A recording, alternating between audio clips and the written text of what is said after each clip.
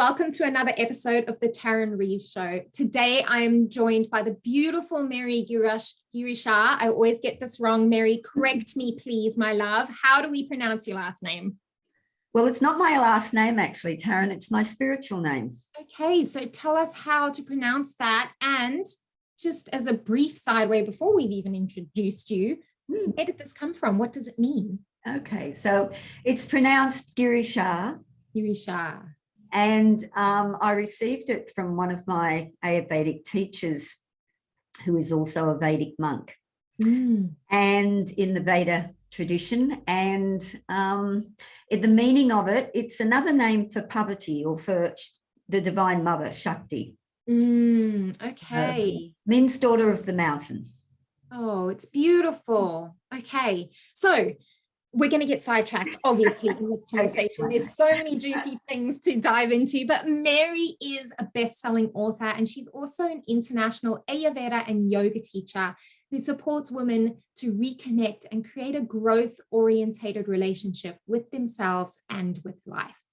Her own conscious journey of discovery, beginning in her early 40s, has redesigned her and her life in a way that she could never have imagined.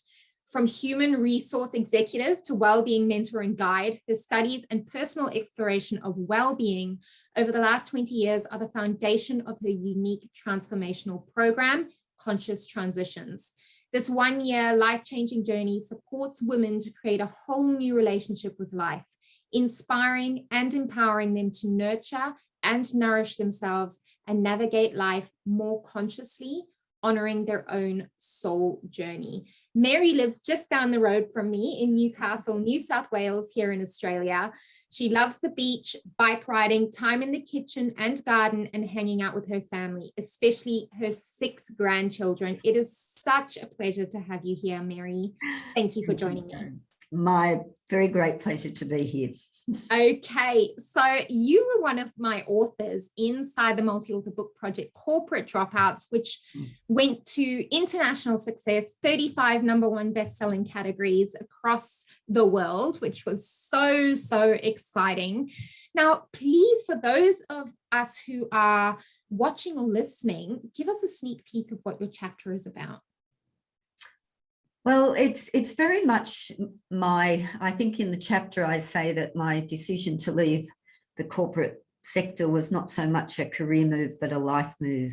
And it runs very much parallel with, I suppose, what people say they go on a journey. And that spiritual awakening and exploration side of my life was very much a part of my decision. And so it traces me back. The story traces back through that process, which took place over a number of years. And there's like a timeline, the frontline story, and then the backstory, what was happening in the background for me at that inner level that then made the exodus from the corporate world like almost a given. Yeah, there's always a backstory to everything that we do, isn't there? Yeah. It's so interesting to dive deeper into these stories. Now, you were a high-flying human resources executive. Can you tell me what it was like working in that environment with so many people and politics, if you like? Yeah, that was certainly the most difficult aspect of it for me, Taryn. I love working with people, and look, I'm very good at organising and writing policies and procedures and training programs and working with people, but I was never very good at the politics side.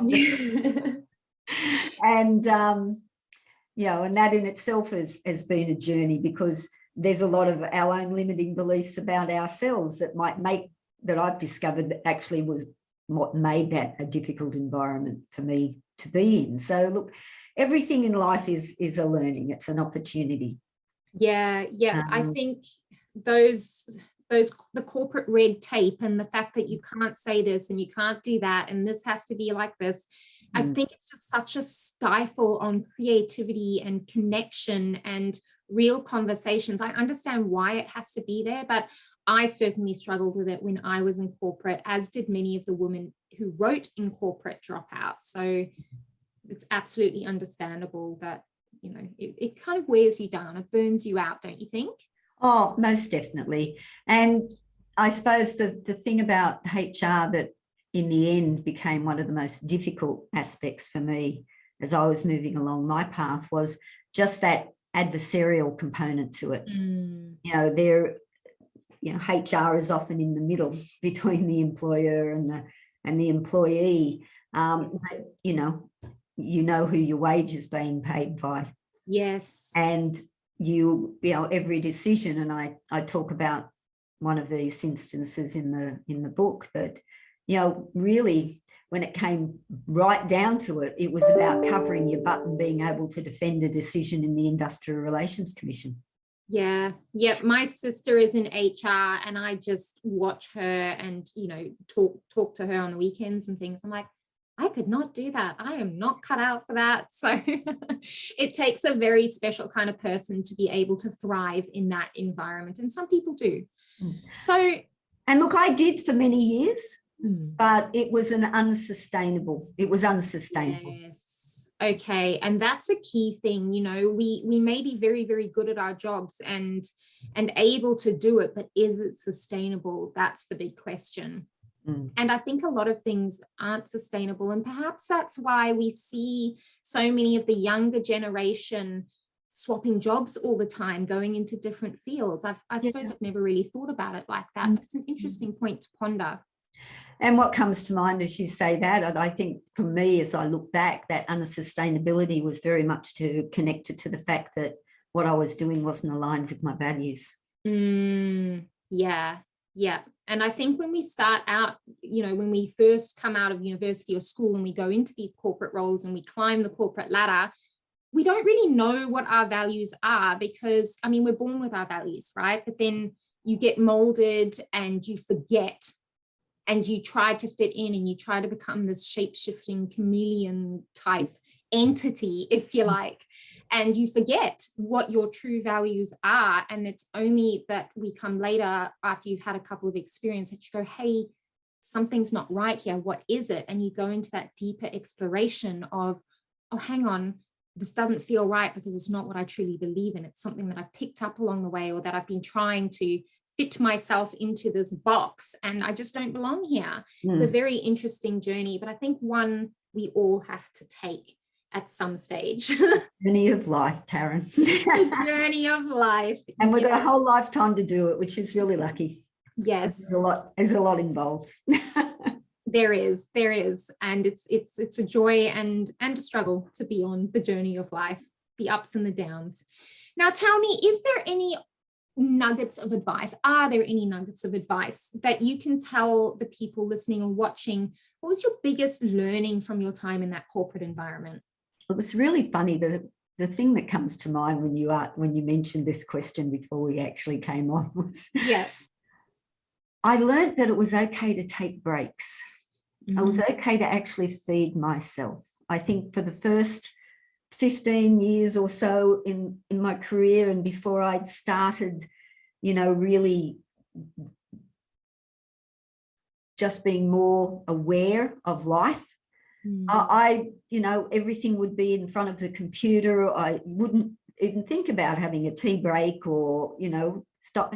And as I started to just go deeper into myself, I started, and I would take my breaks and I'd be very deliberate in that. And I got so much more done, Taryn. Yeah. It's astounding, isn't it? It is. You spend so much of your time running around, not being effective. And I love that. And I'm not sure where I heard it, but you get 80% done in the first 20% of the time that you're devoting to a project. And then from then it's a downhill run because you're getting repetitive, you're going around in circles, you're not as alert as you were. So taking breaks and so you can come back fresh to something actually enables you to get that 80% a number of times throughout the day. And I've learnt that with myself, even just writing the chapter for the book.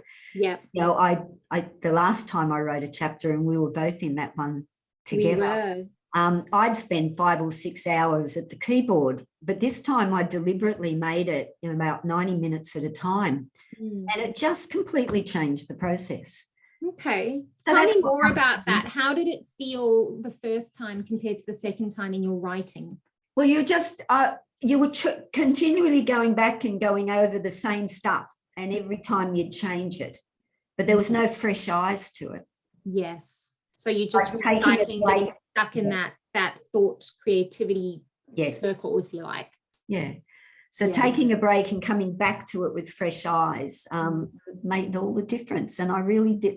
That was what came to mind when you asked that question. Take your breaks, look after yourself. I mean, the work I do now is about teaching women how to nurture and nourish themselves, because if they don't, nobody else will. Yeah, exactly. And if you don't look after this, where are you going to live? Exactly. You might have all of these intentions and big dreams and things that you want to do, but it's really important that we support our well-being so that we can do those things. Yeah. Yeah. And I think, a lot of people, myself included in the past, have treated our bodies a bit like an afterthought. It's just like, oh yeah, it'll just keep running. But it's like a vehicle, right? You can race it around as much as you like, but if you don't put fuel in it and you don't take it to the garage and you don't whatever, it is going to break down. And that's just not fun, because then we're in a society where we just want that quick fix. And like, oh, we'll take a pill or just, cut it out or whatever it is. It's like, well, that's not fixing the problem long term. It's just it's a Band-Aid solution. Yeah. So some great words of advice there, Mary. Thank you. Now, I know you're going to have some words of advice for us on my next question for you, because you are an inspiration to me when it comes to your version or I was going to say intake, but that's not the right word. Your take on money. You've got quite an unusual relationship with money. Can you tell us about that? Yeah, look, it's just never been a major factor in my decision-making, Taryn. And when I've reflected on it, and I have a number of times, I guess I've never experienced that I've never had enough. And so, I think everybody's relationship with money is very unique to them, but I've never really had the experience that I've not had enough. And so there's a level of trust. Yeah. And I just know that if I follow my heart in my decision making and I do something, because one of the main things I work with my clients is doing things for the right reason. Yeah. And the right reason is never around fear or insecurity. It doesn't mean it's irresponsible, but and even in my HR years, I've seen so many times people in roles and jobs and situations that they were miserable in. Yeah. Because if they hang around a little bit longer, they'll get their long service leave. Or if they hang around there a little bit longer, they'll have their superannuation at a level that they feel safe with. But the opportunity cost of that is enormous. And this life is so precious. And when we do what has been my personal experience, and I've seen it so many times with the people that I work with, that when we can listen to that inner truth that just goes, no, this doesn't fit. This doesn't work for me. This isn't right. It's not aligned. And we listen to that, everything always works out. It really, really does. But that act of faith, part of it.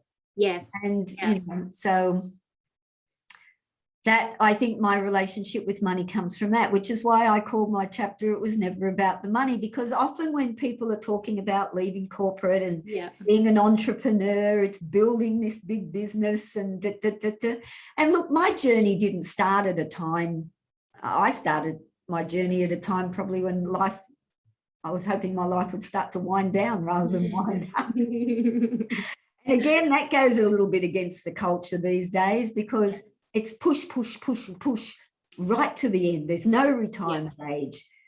Whereas in yoga and Ayurveda, there's a real understanding and awareness of the different stages of life. And what we're meant to be doing in those stages that are aligned with this idea of a spiritual journey, and even what our body is designed, how its sort of decline is designed, and to support that and be in alignment with it rather than fighting against it. Yeah. I think aging is such a beautiful process. I really do. You know, I'm only still young. I'm 34, I think. I always have to ask my husband. I'm like, how old am I again? I don't know. But you know, I started to go gray at quite an early age. And he's like, why don't you just dye your hair? I'm like, no, like I earned these. It's a process. Like you know, and I think society tells us that that's not normal, that we have to look a certain way, that we have to earn a certain amount of money. And, you know, this used to be me on that treadmill, just cycle so hard, you know, pedal so hard, and then realize that you don't have to be on there anymore. And we're pedaling so hard that we can't hear that inner voice of wisdom that you're talking about. Do you have any tips for the person listening who may be pedaling that hard, that they're like, hang on, I can't hear my inner voice. What does it sound like? How do I find it? How do I hear it? I have a little practice that I use with my clients, and it's something that I do every day, at least once, if not more, because it's a relationship with our, you know, with our intuition, with our inner knowing. And we have to invest time in a relationship. So this is a little practice that I just simply call checking in.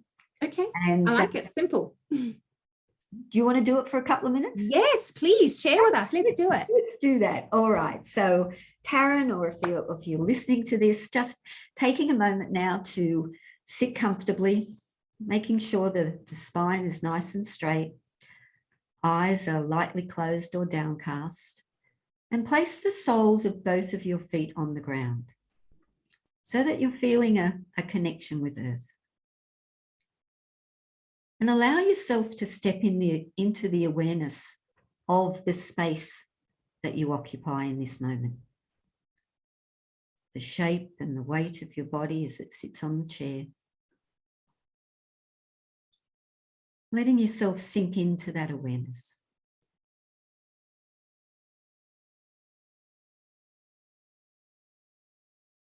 And through the body now, become aware of your breath.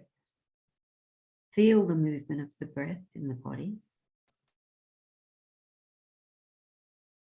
Just following that gentle rhythm as the breath flows in and out.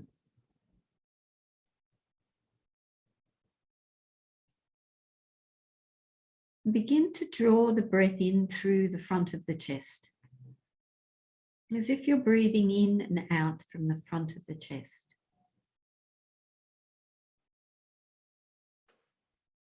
Being aware of the physical experience of your chest as it expands with the breath. And also beginning to become aware of what in yoga we call the psychic space of the heart, Hridayakash.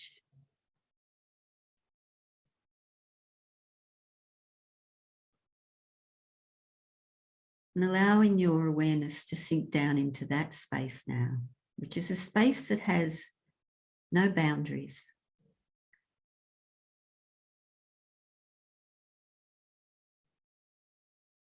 The infinite space of the heart.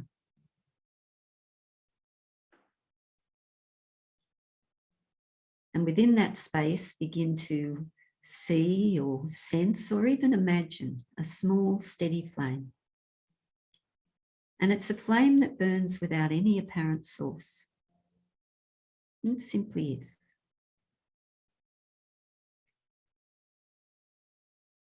It represents that part of you that is eternal and unchanging. Your essential self.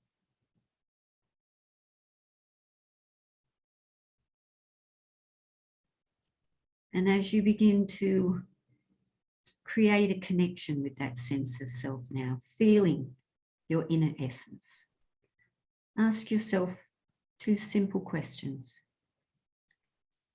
How do I feel?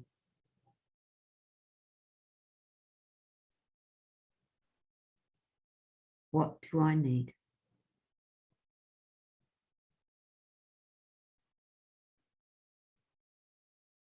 The answer from the heart will be a simple answer, a quiet answer.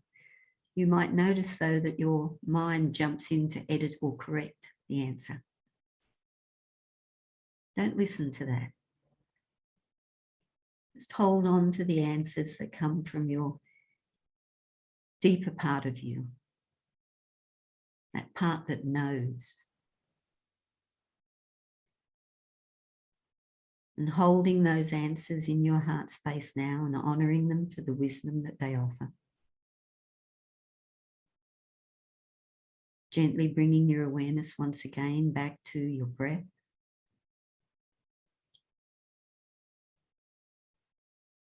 Back to the feeling of your body in its seated position. Floor beneath the feet. And gently bringing your awareness now back into our shared space by opening your eyes. That was beautiful. You've got such a beautiful meditation voice, Mary. It's very soothing. It's very motherly. So the name is very fitting. Thank you for sharing that. It's such a simple but powerful process. So I will share my answers with our listeners if they are interested. Is that I went to a cycle class this morning, and like you said, it's back earlier in our conversation, it's important to take time for self-care. You know, my list of to-dos was longer than, I don't know, it's 3 years worth of activity if I allowed it to be. But it's taking that time out to go and do the things that make you feel good and that nourish your body and uplift your energy levels, for me, in the case of the cycling class. So my answers were that I feel expanded, but that I need water. So I need hydration. So I'm going to go take a nice big glass of water after this. So simple, right? And it is, because sometimes, you know, we just push through. We don't notice when we're hungry. We don't notice when we're thirsty. And they're the things that really tip us over the edge, those really simple things. So sometimes, you know, those moments where you're going to reach for a cup of coffee or a chocolate bar because you're just feeling tired or run down, you know, to ask yourself, how do I feel? I'm tired. Hey, what do I need? You know, a yoga nidra. You know, just to take a rest for 5 minutes and sit and close your eyes and do nothing. It doesn't have to be anything complex, but if you don't ask yourself those questions, who will? Exactly. And slowly that helps you, that little practice done regularly helps you develop that relationship with that inner knowing. And as you make that connection stronger, you will hear it more, and then you will begin to get to, you know, relate to it in relation to some of the bigger questions. So that would be my suggestion, to start to cultivate that relationship. I love it. And it didn't take very long at all. So thank you for sharing. Thank you for sharing. Now, we've used the word Ayurveda a lot in our conversation, and I've realized that some people listening or watching may not have come across this term, may not have been around people who practice this. So can you share more about what that actually is? You mentioned before about the cause of different things, you know, and, you know, trying to take something for a symptom, or, you know, not necessarily addressing what really is the issue. And I suppose Ayurveda, the premise and the focus of Ayurveda is to understand the cause and effect relationship in our day-to-day choices and how we live, and who we are in nature, you know, as and our relationship with nature, and how to live well in that relationship, because we all come from the same thing. We're all energy, but we're all different manifestations of that energy. And so what Ayurveda is, it's a body of knowledge that seeks to support people to live well, to understand that relationship with nature. Like, who am I in relationship with nature? Am I a person who really feels the heat? Or am I a person who's quite naturally dry in the body and suffers maybe from constipation?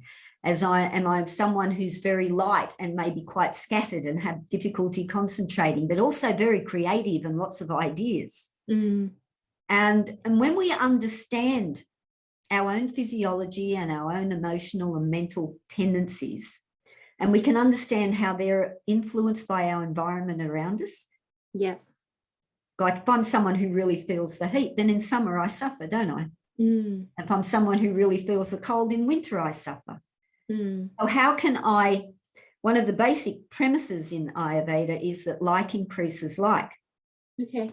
So to restore balance, what we look to do is bring the opposite quality in. So if we have an excess of a particular quality, then how do we counter that to restore the balance and the harmony? Yeah. Okay.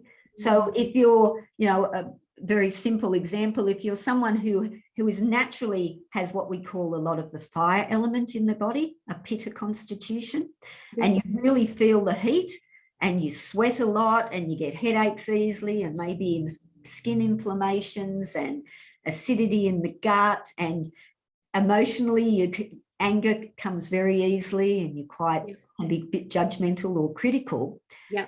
Then that's a lot of heat in the system. They're all representations of the fire element. Yeah. So we want to introduce qualities that are going to cool that down, not heat it up more. So, cool foods rather than chili and coffee and red wine. Yeah. But the challenge is often when we're out of balance, we're actually pulled towards things that are going to take us even more out of balance. We crave that quality which is already in excess, and so we seek to balance it. Okay. Yeah, so it's a whole way of living. It's a way of living. It's a way of life. So it's the foods we choose to eat all have qualities, our lifestyle choices, and it's about making sure, the relationship. I'm also a yoga teacher, and the relationship between Ayurveda and yoga is such that we call them sister sciences. They both come from the same body of knowledge, and it's a knowledge that was been accumulated over millennia by what we call rishis and sages, wise men that have observed nature and observed their interaction with it and asked questions in highly meditative states and perceived the answers. And from that, then they've compiled this body of knowledge. So it's not something anybody claims ownership over, and it's not something that anybody created. So it was never conceived. It was actually a body of knowledge perceived over the years. And it's just how to live well so that this stays well, because if yoga is the spiritual journey, which it is, because yoga is all about the mind, then the role of Ayurveda is to keep this well so we can be on a spiritual journey. It's the only way we have our spiritual journey is having a body. Yes. Otherwise, we don't know we're having one. Great. Thank you for explaining it so simply and so beautifully. It's something that I am personally very interested in and have been for a long time. Now, you are a Ayurveda and yoga teacher. So tell us a bit about your business. Okay, so look, my business now is very, very different to when I started, Taryn, which is over 15 years ago now. What I'm doing now is I've realised that it takes time to change. We've spent a lifetime developing our current habits and the beliefs that support those habits and the patterns of behaviour. And when they're things that don't necessarily serve us or support us, they're what I say are in the way rather than on the way. Then it's not easy to change them. And I've, for many years, I worked with people just in single sessions. I'd give them their diet, I'd give them herbs, I'd give them everything in one go. And it wasn't service to them, because it's one thing to get the information. It's one thing to know what to do. Doing it is, knowing what to do is 2%. The actual doing it and being supported to do it is 98%. And that's the reality, because we can read books, we can listen to stuff, but so I suppose how my business now is helping people to do it. Okay. rather than just telling them, you know, the suggestions to do. So, and to take the time with people to really support them on that journey. So the current program that I offer is a 12-month program. Yep. Because it really does take that long. You need that luxury of time for life to get in the way and work out how to do it even when life's in the way. Yes. Because often when we're working with someone, or we do even up to a 3-month program, to some degree, we put life on hold while we do the work. And then we come back and pick life up again. And in the picking up process and the catching up process, we usually lose a large degree of what we just did. So the idea of 12 months is it's to learn how to live this way. Let life get in the way, to fall over, get back up again. Yeah. And because the program Ayurveda is very much focused on daily cycles and seasonal cycles, our circadian rhythms. Yeah. Because the most effective way to keep this body well is to live in alignment with the circadian rhythms of nature around us. Yeah. And so we run through each of the 4 seasons, getting the opportunity to experience those lifestyle and dietary habits across all of the seasons, because we have to change with the seasons, because the qualities are changing. So it's, and then in addition to those, you know, very practical, simple things to do each day and how to do them, behavioral science, practical behavioral science to support creating new habits, emotional stuff comes up on the way. And that's the other. So there's 2 sides to the journey. There's practical Ayurvedic and yogic lifestyle. Yep. And there's the emotional things that come up. And I use a modality called aroma freedom to help people. So that's using the sense of smell, which is directly connected with the limbic brain, our emotional memory seat. Yeah. To understand those patterns and beliefs, and to shift them so that they are no longer in the driving seat for your choices. Yeah. Because that's what creates bad habits. That's what creates the habits that don't serve us. We are allowing those limiting beliefs and those emotional traumas to be our decision making. And that's like letting the toddler in the house make the decisions. And that never works. Some days I do feel like that. I know. And it doesn't work. It's not a lifestyle, believe me. That's right. That is right. Things go terribly wrong. Yeah. I love that it's such a deep relationship that you're offering, Mary, because it's something that I think is quite rare in today's society. Is everything's that quick fix, go faster, I want it now. And it just doesn't, it's not sustainable. Again, it's that sustainability thing. You need to take the time and actually choose what is going to be important to you. Yes. Forward. And then give it your attention. And the other, and it's not just my support, Taryn. One of the things I love most about the group, and I call it a bus trip. So we go on we hop on the Conscious Transitions bus, and it's a group of women. And as women, you know, what we do is we share and support, and that community. And we're 6 months into.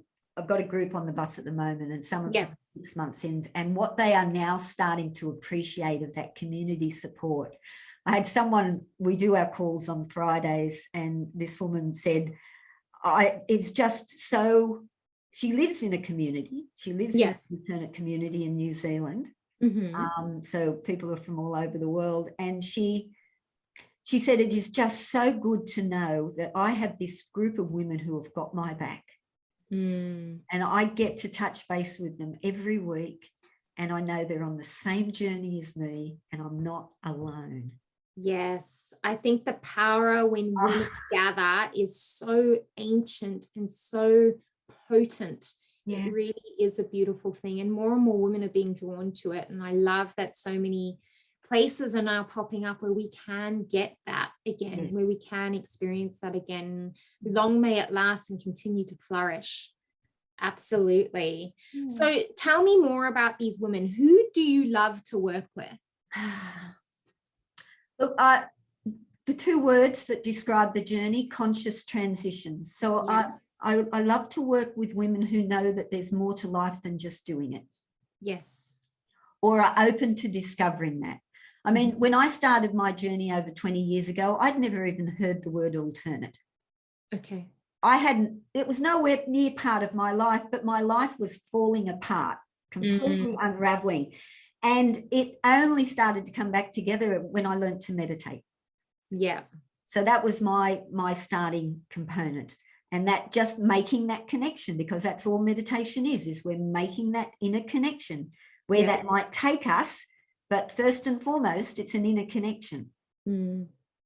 So that idea of consciously, women who want to navigate their life consciously. And we are conscious, we're constantly in transition. Yes. Every moment, everything is changing, but there are quite significant transitions that people experience. You know, menopause is a huge one. And I think we range from about 40 up to about 70. Amazing. And that's generally within I've got a mum with 3 little boys through to, women who are postmenopausal. Sometimes the transition, I've got 2 or 3 women in the group who are looking to leave the workforce, to retire. But who am I when I do that? Yes. And all of the fears that brings up, the money side of things. Oh, I've just got to stay on and get a little bit more super. Okay, at what cost? What's actually the belief that sits behind? When is enough enough? Because sometimes enough is never enough, because it's not about the money. Relationship transitions. Yeah. Often people, and it's not necessarily about leaving a relationship. A couple of women in my group have been able to create a new relationship without leaving the old one. Amazing. But others have come to it's allowed them to walk away from something that isn't right for them. So there's no prescription here. Every woman has their own destination at the end of this journey. And as a group, we are supporting their vision for themselves and helping them navigate that journey, whatever their transition is. Others just want to live well and have community. A couple of women are in the group specifically for community. Yeah. So it's, such a beautiful range and such important work. So you're 6 months into this 12-month program. Mary, what's next for you, be it business or personal? What are you up to? Well, my program takes people on every 3 months. Okay. So, so we run on the seasons, on the equinox and this solstices, actually. Yes. Okay. So we're just about to take a new intake in the autumn equinox. Yes. I think on the 23rd, 22nd or 23rd of March. So the journey is constantly evolving. Yeah. Which is beautiful. And I'm still in my first 12 months of putting this journey together. So I'm on the journey with the women at the same time. Yeah. I mean, really what I'm imparting and sharing with them is my experience over the last 20 years. And the guidance and support I would have liked when my life was unraveling and coming apart. And so very much I'm in that. I have local grandchildren, so I spend a lot of time with them. Beautiful. I suppose from a business perspective, it's really, my focus is on conscious transitions at the moment, because it is in its newness and developing that and just creating a really solid, supportive container for the women on the journey and constantly bringing newness to it, and helping that community it's a community of belonging and becoming. Beautiful. So beautifully worded. Now you have got a lot of wisdom under your belt that people could really learn from. Is there any chance of a solo book perhaps coming out from you in the future?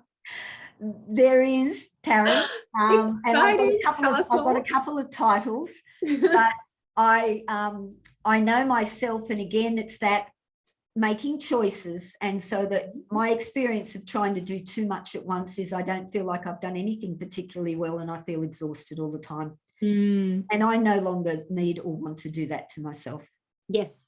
So I'm pacing it. The next 12 months is very much going to be focused on conscious transitions. But after that, one of a title that I coined a number of years ago before I went off and lived in an ashram for 3 years and took life in a direction that I never thought it would be, my post-menopause gap year. Oh, I love it. What a great title. Because we talk about a gap year for school and that sort of thing, but menopause is such a significant transition for women. You know, we're moving out of that outward focus, being responsible for everybody else. Yes. Menopause is that transition to that more inner journey. And, you know, what an amazing title and gift of wisdom to give to others on the journey. I can't wait for that to come out. I'm not even at menopause yet, but I'm going to be buying that for everyone that I know. Well, we're perimenopausal from 35, honey. Well, you know what? I actually said to my mum the other day, I said, Mum, I'm pretty sure that I am getting menopause. And she's like, what do you mean? I was like, I'm so sweaty and so hot all the time and so moody. Well, that would be it. Yeah.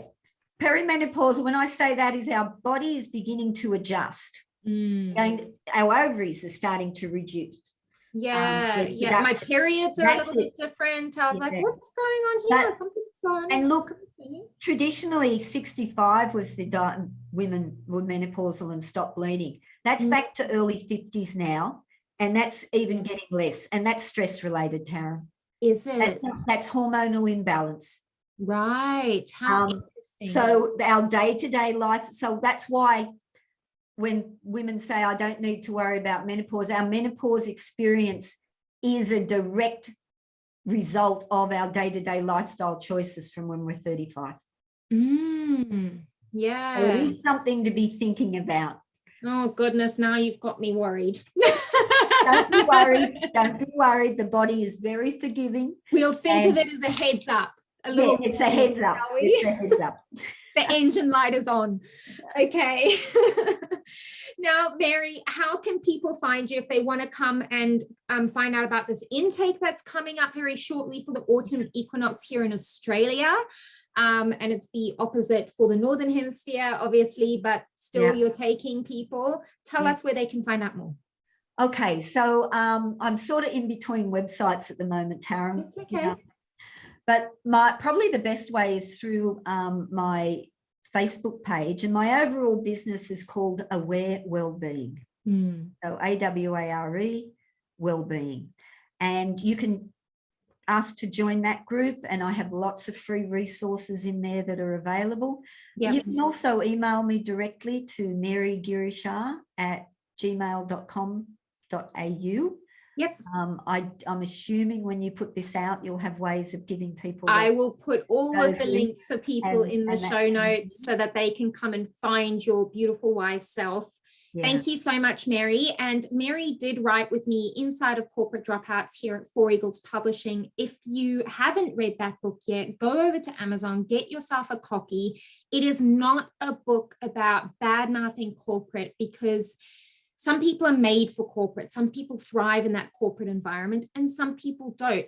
And there is no right or wrong. It is a book full of wisdom and inspiration for you, whether you do want to leave the corporate environment or you just want to make your corporate life better. There are nuggets of wisdom within there, and so many wise women sharing such gifts of inspiration for you. So go and grab that copy, or if you know of somebody who could benefit, buy them a copy. All proceeds from the sales go to Village Enterprise, which is a not-for-profit organization teaching people in Africa how to start their own businesses. So that's something that we're very passionate about here, is giving back at Four Eagles Publishing.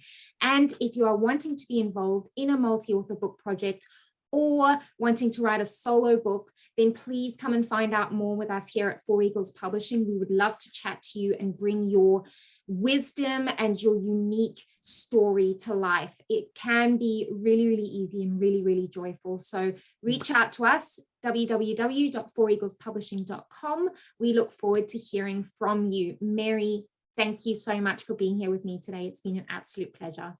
My pleasure too. Thank you so much, Karen. Thank you. Okay.